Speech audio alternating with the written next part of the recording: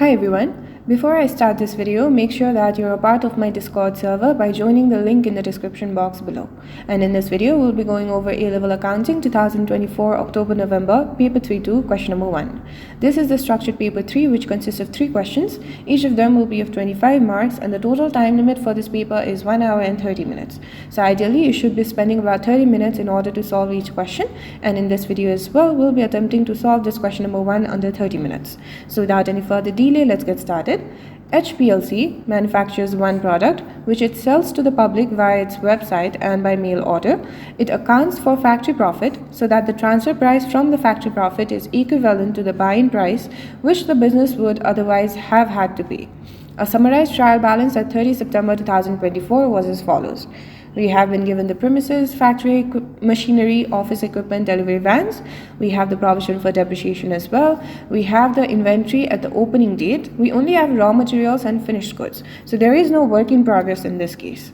Then we have trade receivables, trade payables, bank, ordinary share capital, revaluation reserve, debenture, provision for unrealized profit at the opening date, retained earnings, revenue, purchases, carriage inwards, factory labor, factory expenses, administrative expenses, distribution cost, and then the finance cost. Then the following information was also available. The rate of factory profit for the year ended 30 September 2024 was 19%. Inventories at the closing date at cost were as follows. So we have the raw materials and finished goods. Again, there is no work in progress. The premises were revalued during the year. There were no disposals of non-current assets during the year. Depreciation is also provided, so we do not have to calculate anything in this case. The debenture was issued in 2020. Okay, let's take a look at the first question. We need to prepare the following for the year ended 30 September 2024. The first one is a manufacturing account. This is a pretty straightforward question. We do not have any such complicated calculations in this case, so this should be quite easy. So we're preparing this for HPLC. We're preparing the manufacturing account.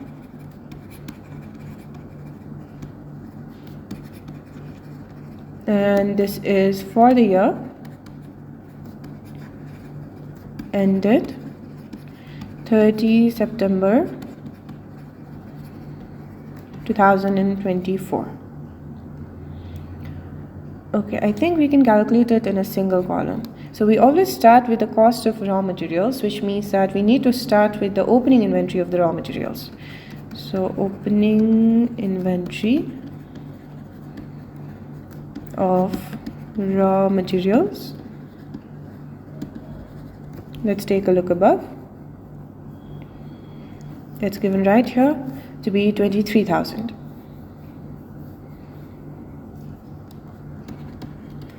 Then we include the purchases of raw materials,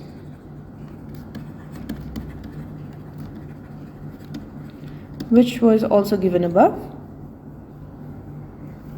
Right here, the purchases is of 141,000.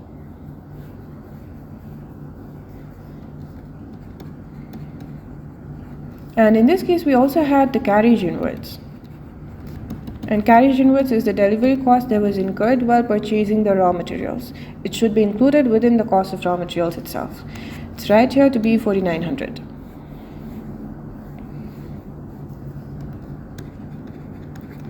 Then we need to subtract the closing inventory of raw materials.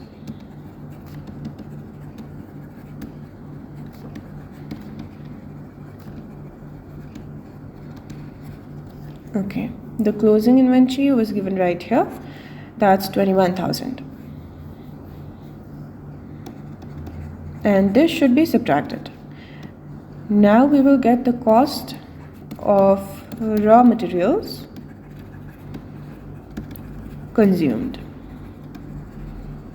Okay, that will be 23,000 plus 141,000 plus 4,900 minus 21,000, which results in the value of 147,900. Now, in order to figure out the prime cost, we also need to include our direct labor. Let's take a look above. Okay, we can see the factory labor right here. This is the direct labor, which has the value of 180,900. We need to add this to the cost of raw materials consumed in order to calculate our prime cost. So factory labor of 180,900. Now the prime cost is just 147,900 plus 180,900, which results in 328,800. Now we need to add all of our factory overheads. In this case, let's take a look above. The factory overheads is given right here to be 167,500, but this should also include the depreciation on factory machinery, which is given here. So we need to add 23,600. So plus 23,600. This results in our total factory overheads to have the value of 191,100. Let's write it down. So 191,100 is our factory overheads. Now normally after this we would have to make adjustment for work in progress, and then only we could get the value of cost of production, but in this case there is no work in progress, which means that we get the cost of production right here. That will be 328,800 plus 191,100, which results in the value of 519,900. Now after cost of production we just need to add the factory profit, and we have been given the rate of the factory profit as well. The rate was of 19%. So the factory profit is just going to be cost of production 519,900 times 19%, which results in 98,781. Now we get our transfer price.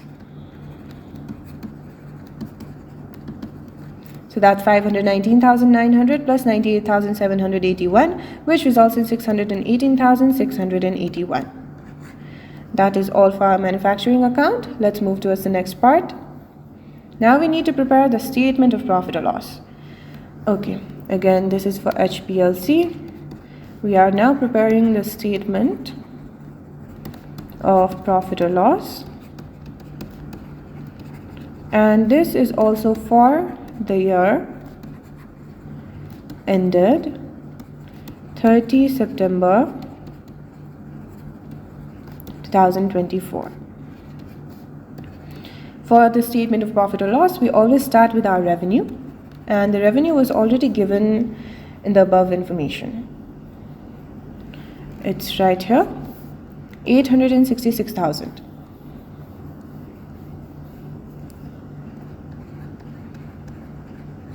Then we can move towards the cost of sales. So the cost of sales, first item is opening inventory, and in this case we need to include the opening inventory of the finished goods. So opening inventory of finished goods. And always remember that the finished goods opening inventory and the closing inventory should be included at its transfer price. Let's take a look above. In this case, we have the opening finished goods right here. So this one already includes the transfer price because it does not specify that it's at its cost. So we can just include the value of 28,080.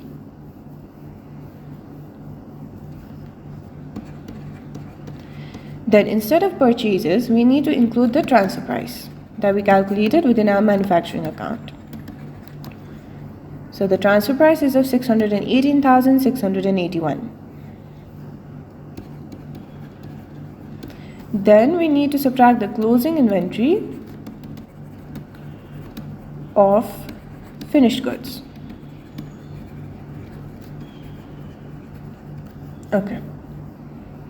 For the closing inventory, I think we were given the finished goods at its cost. So this is the cost. Now we need to apply the factory profit of 19%. So the profit on the closing inventory is 15,000 times 19%. Which is 2,850. So the transfer price will be the cost plus profit. So 15,000 plus 2,850, which results in the value of 17,850. This is the value that we need to include within our statement of profit or loss. So subtract 17,850. Now we get our cost of sales, which is 28,080 plus 618,681 minus 17,850, which results in 628,911. We now need to subtract this from the revenue in order to get the gross profit. So that is 866,000 minus 628,911, which is 237,089. After this, we need to make adjustment for our factory profit and the adjustment for unrealized profit. The factory profit will always be added after gross profit. So the factory profit is right here, 98,781. Then we need to make adjustment of unrealized profit.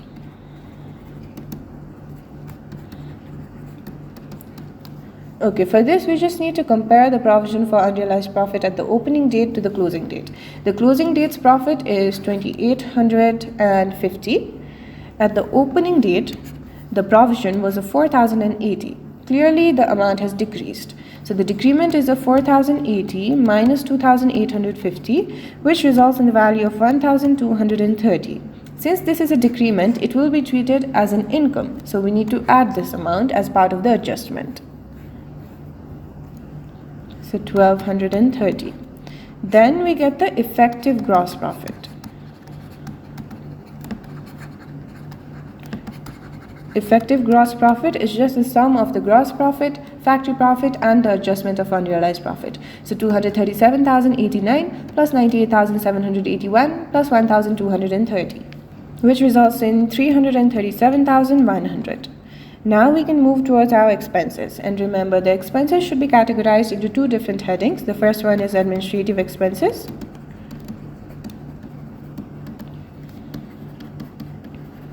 And the second one is distribution costs. Okay, so for the administrative expenses, the amount is given right here, but we need to make an adjustment for the depreciation on office equipment. Anything related to office should always be included as part of the administrative expenses, which is why we need to add the 10,500 to the given amount. This results in our administrative expenses to have the value of 120,300. Let's include this value. So 120,300.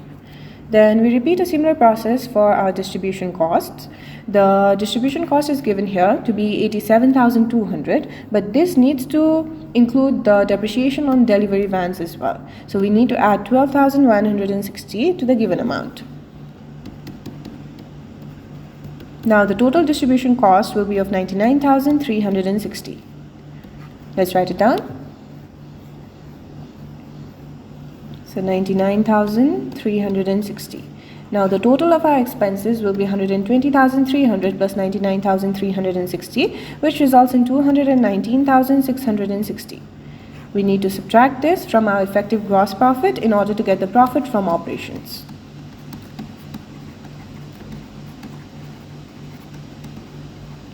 So that will be 337,100 minus 219,660, which results in 117,440. Alright, then we need to include the finance cost. Finance cost will just include the interest on our non-current liability, which in this case is the debenture. Okay, so the debenture is right here. The amount is 200,000 and the rate of interest is 8%. So 200,000 times 8% will result in the interest of 16,000. So this will be our finance cost. So we need to subtract the finance cost of 16,000, and then only we will get our profit for the year. So that's 117,440 minus 16,000, which is 101,440.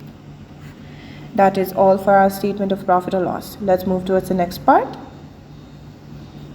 We need to suggest why the depreciation correctly charged on factory machinery is only 23,600 when the depreciation is calculated at 10% per annum on cost.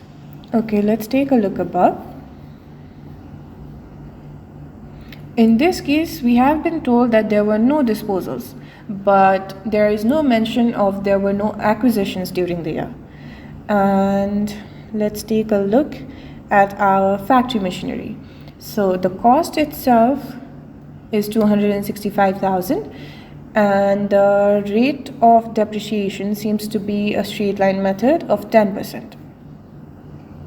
So correctly, the depreciation should not have been 23,600, and the reason behind this could be that some of those machineries may have been purchased during the year, and depreciation may have been applied on a time basis. It means that the depreciation might have only been applied for those months after the purchase, not the entire year.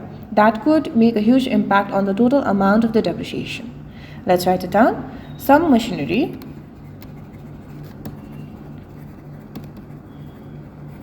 may have been acquired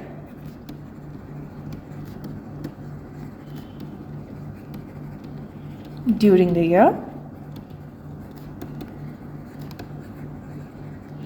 and depreciation may be based on a time basis. That is all for the second part. Let's move towards the third one. Now it is expected that there will be a shortage of suitably skilled labor during the year ending 30 September 2025, which is the next year. This would cause the company's direct labor cost to increase by 20%. The buy-in cost of the product would increase by 10%. We need to calculate to 2 decimal places the rate of factory profit which the company will apply in the year ending 30 September 2025. The transfer price is to remain equivalent to the buy-in price. Assume that the production volumes and the production cost other than direct labor will be unchanged. So we already know that the buy-in cost is equal to the transfer price. So let us calculate the new buy-in cost. We just have to increase the previous cost, which is the previous transfer price, by 10%. And let's take a look above. The previous transfer price was 618,681. So 618,681 will now have to be increased by 10%. This results in the new value of 680,549. Then this would cause the company's direct labor cost to increase by 20%. So the only thing that is being increased in our cost of production is the direct labor cost. So new cost of production will be the previous cost of production, which was 519,900. Then we need to remove the previous direct labor cost, which was of 180,900.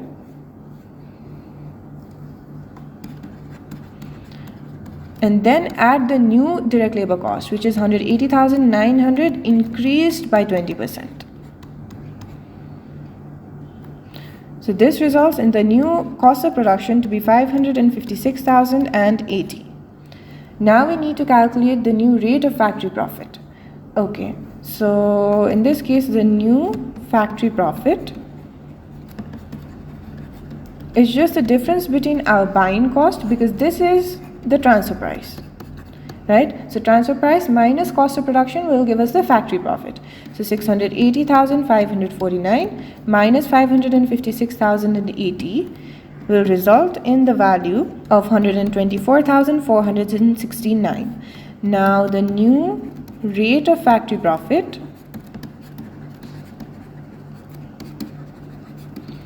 is just new factory profit divided by the new cost of production. So 124,469 divided by 556,080 times 100, which results in 22.38%. That is all for the third part. Let's move towards the next one. We have additional information. The company has never provided depreciation on the premises. One of the directors has suggested that this causes the calculation of factory profit to be flawed. We need to advise the directors whether or not depreciation of premises should be included when calculating factory profit by justifying our answer. Okay, this is a 5 marks.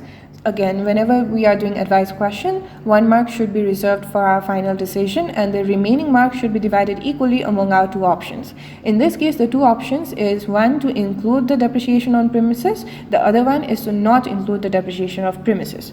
So we start with the inclusion of depreciation on premises, what would be the impact? The very first thing is that if we include the depreciation charge, then it will definitely increase our cost of production. So the depreciation charge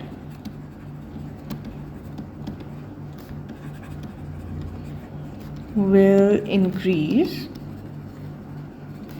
the cost of production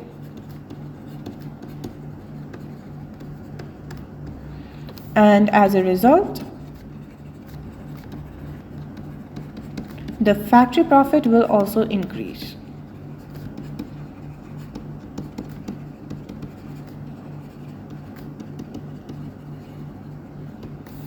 Okay.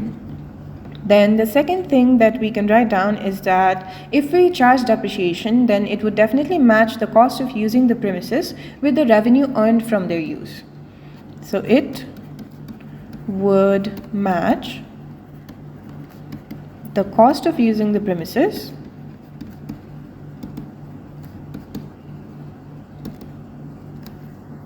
with the revenue earned from their use.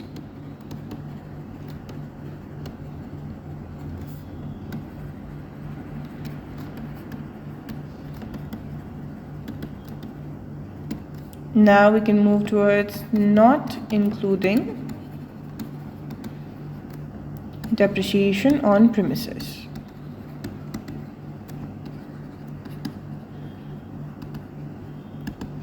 Okay, the first thing is that if we do not include the depreciation on premises, then there will be no increase in factory profit. But again, an increase in the factory profit will not increase the overall profit of the business. So an increase in the factory profit will not increase the overall profit of the business.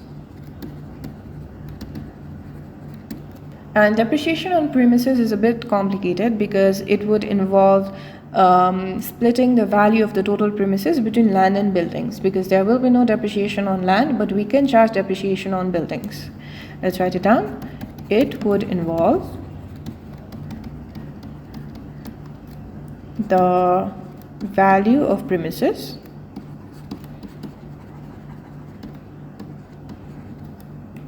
being split between land and buildings. Now, based on these factors, we need to make a final decision. So in this case, I would suggest the directors to include the depreciation of premises, because that would comply with our International Accounting Standard 16, which deals with the non-current assets. Let's write it down. The directors should include depreciation on premises as it complies with International Accounting Standard 16. Alright, that is all for this question. If you found this video useful, make sure that you like the video and leave a comment below, and make sure you're subscribed to the channel and hit the bell icon so that you do not miss any of these videos in the future. Thank you.